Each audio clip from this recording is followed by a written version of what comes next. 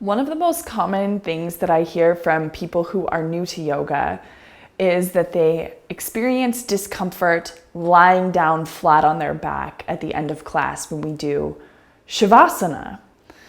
And I wanted to make this video to give a little bit of insight into why that might be and what you can do to make Savasana a very comfortable position for you at home, because that's the purpose of the position, is for it to be very comfortable so that your nervous system can down-regulate. So one of the things that people talk about a lot when it comes to lying down on their back and it being uncomfortable is there's pain in the low back, and there's this sense of the chest pushing up away from the floor. So when you come down to the floor, you have this big gaping kind of archway underneath your body.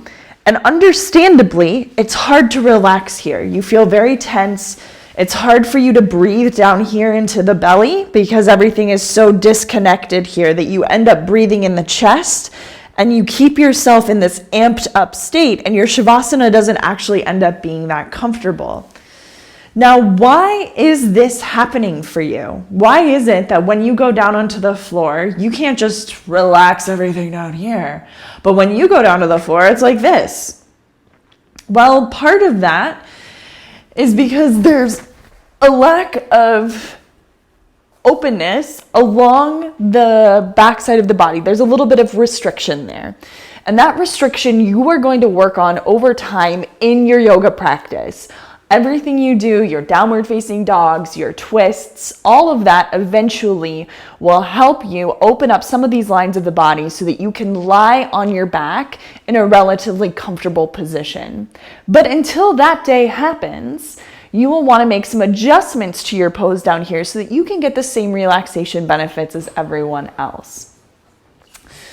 So the way that I typically like to do this is to get something's lifted, because essentially what's going on here when you come down and something's poofing up is your body is saying, hey buddy, you can't get everything down to the floor right now, something's got to be lifted. And so you have just one thing here, the floor, and your body's going to figure out a way, what does it need to lift to get other things down? Your head is really heavy, it's like an anchor, it's going down. So it's going down, and you got restriction, something's got to go up. Your body says, up, I'm just going to poof up like a trampoline, the torso area. So what if we took a different strategy, and we said, okay, I know right now I don't have the openness along here to get everything down to the floor. I know that I need to get something lifted. What could that something be that would help me feel relaxed and comfortable here? Well, a very easy thing would be my knees. So if you're in class, you can step your feet in and lift your knees up. When your knees go up, it helps to take your pelvis and your low back down. Now, when you're at home, it can be so much more comfortable because you could have an ottoman right here that you take your knees up like so. You could also have a pillow, and you would need to play around with the height of this, but you could have a pillow here that your legs could drape over. And now my knees are just a little bit higher. Now I feel like I'm much more grounded down here. Now that takes care of basically the belly button down to the toes. So how do I get this stuff up here? Because I still have this thing going on here, right? Where the upper ribs are lifted. I feel like I'm breathing into my chest. Maybe even my chin is tucked back and the back of my neck feels really tense here, right? So how could I get all of this stuff to get down and calm down? Well, what if I took a little pillow and I propped it underneath my head? So now my head is a little bit more lifted.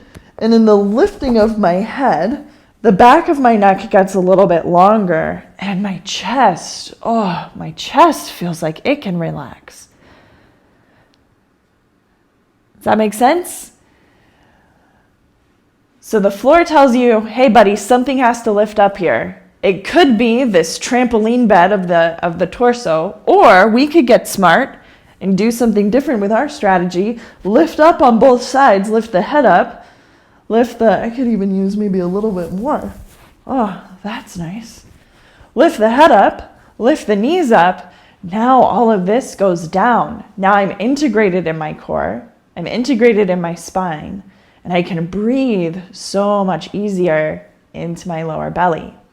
So set yourself up for Shavasana like this. Even if you just want a little quick 15-minute cat nap on the floor, my goodness, this is comfy.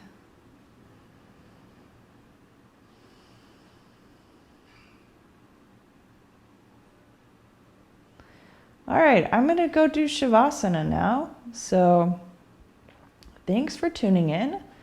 I hope you learned something, and I hope you feel much better in your Shavasana now too.